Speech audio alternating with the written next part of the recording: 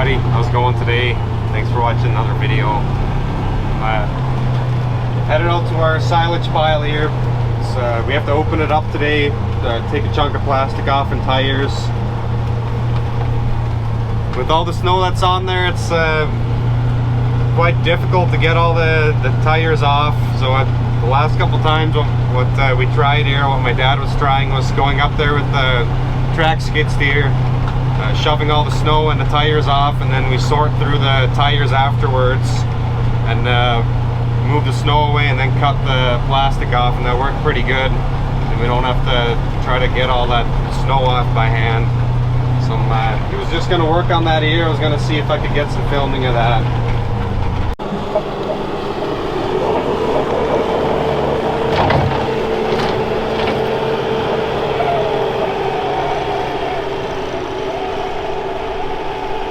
Have to be careful to stay away from the side so it doesn't cave in, but we try to do it before we get to the end so we don't have to worry about the going too close to the edge and having the edge cave in. You can see there's at least a good foot of snow there, and it's with the temperature going up and down some, it's gotten quite hard, so it's yeah, difficult to move by hand. I'll drive over to the other side. I think he's going to do the other side first. There's not near as much snow on the other side, but looks like he's going to start there. A little bit of snow on this side, but not much.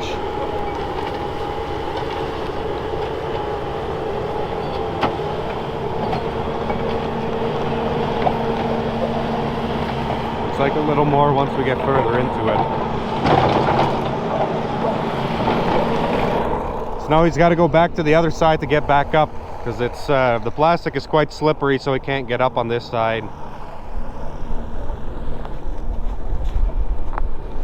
So there's sand on the bottom here, so we took the sand off here, did that first, and then we've been opening quite a big section here. In the winter time we don't really have to worry about spoilage, so we've been opening 2 5-foot sections of plastic, because the plastic's put together in it's like 5 or 5.5 feet that's molded together, so we do 2 sections at a time.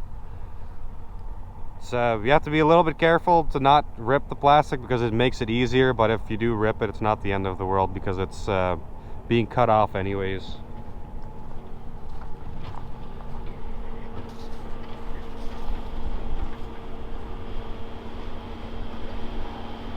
It's a nice sunny day today out here.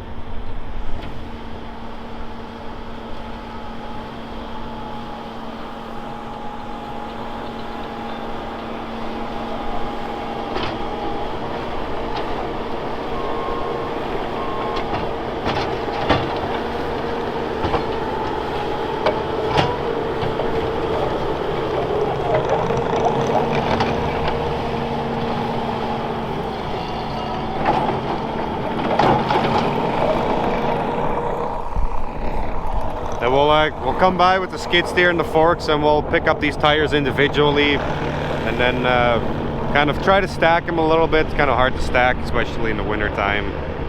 They don't really want to stay put, but we pile them up, and then we don't need any more on our other piles. We might put some on the sorghum here this spring once the snow starts to melt off the sides. We might put some more tires on those piles, but no sense in trying to do that now because they're covered in snow. A lot more snow on this side.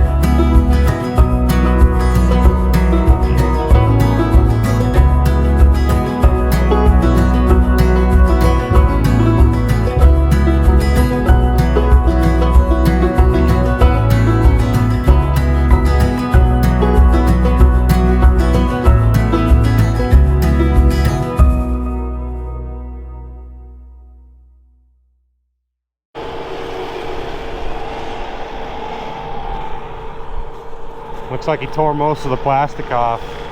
So this pile, we put the, it's 2 layers, so it's 1 layer oxygen barrier, 1 layer of the white plastic.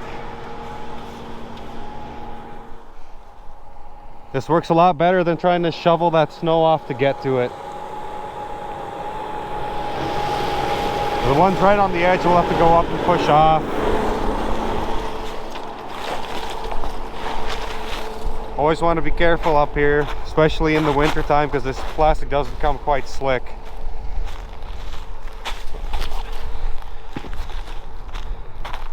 We'll just toss those off. Pick them up down there. And then we'll cut this plastic all the way down. Cut it in 2 or 3 pieces. We'll roll it up and throw it in the dumpster.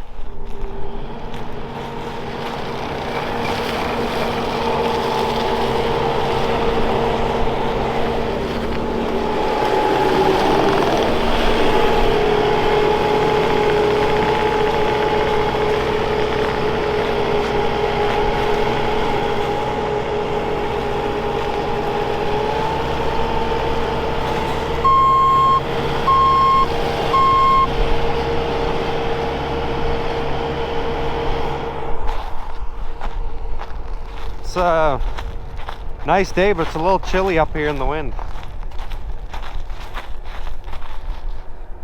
We'll straighten this edge out a little bit with tires, cut it off. Doesn't need to be perfect in the winter time. Really not worried about spoilage now. It doesn't look like my dad wants to take off a little bit more here. He was upset because I come to film and then he rips all that plastic up.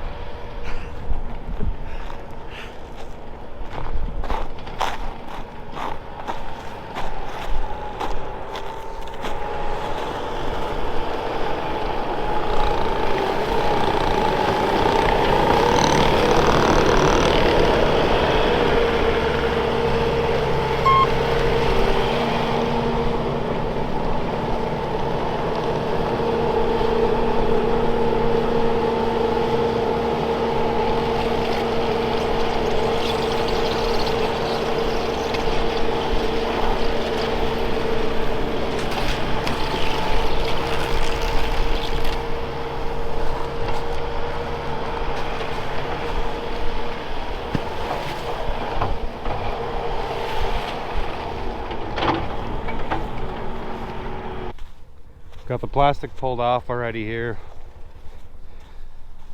So this is silage here.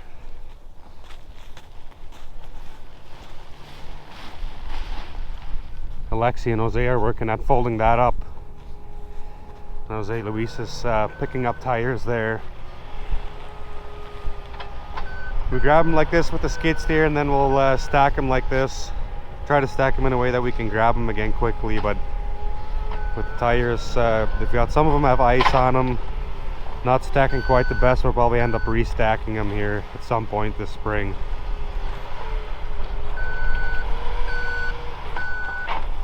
Plastic cut off, we'll get it rolled up, thrown away, and then we'll be good for another week and a half or so.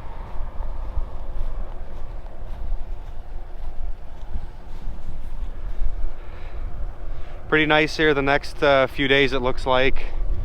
In about 10 days there's some forecasting temperatures below 0 Fahrenheit, but not too terrible. I can live with that.